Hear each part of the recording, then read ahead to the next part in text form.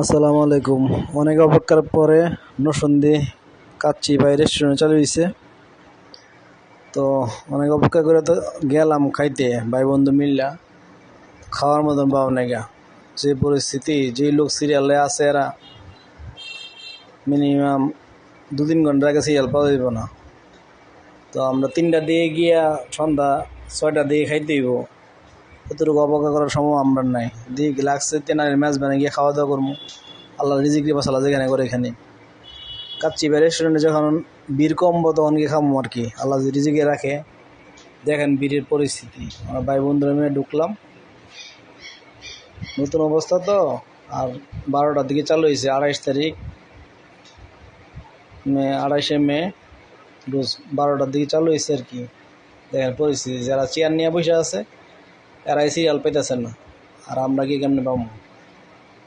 2-3 ঘন্টা বসে থাকতে হইব, টাইম নেই বসে থাকার। দেখা যাক, আল্লাহ ভরসা যেখানে